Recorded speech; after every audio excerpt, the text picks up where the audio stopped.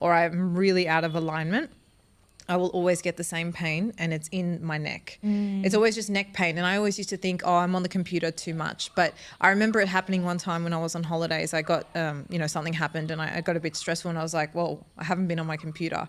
So I now notice that as like my body's language.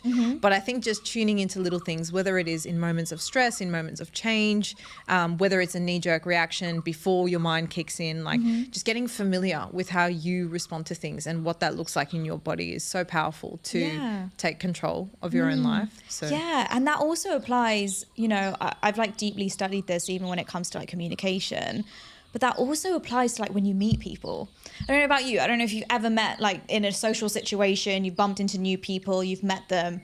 My body instantly tells me if I am the vibe. Yeah. You can feel the energy. Yep. Am I for that person or am I not? Yep. And usually even when my body tells me they're not my vibe, I still then convince myself, no, it's okay. Like, I start doubting myself rather than doubting the other person. And we need to trust ourselves more.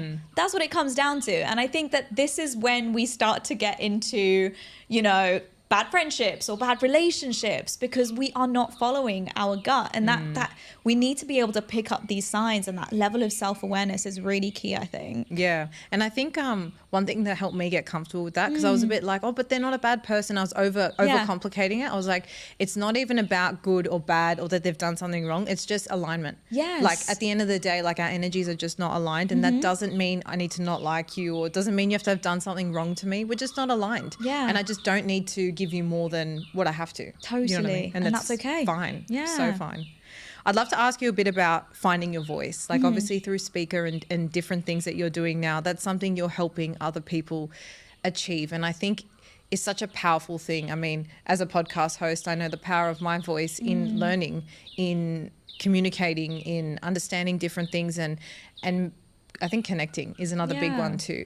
So when it comes to finding your voice, what does that actually mean? Because I think there may be a lot of people listening who've not even considered what is my voice? Like what does, even now that I'm thinking about it, like, okay, it's the physical thing, like it's my voice, but what does that mean in terms of how I portray myself to the world, and how do people go about locating what that even is for them? Yeah, great question. I think for me, the reason that all kind of started was when I was shifting from my main job, which was being on the radio, to then what next.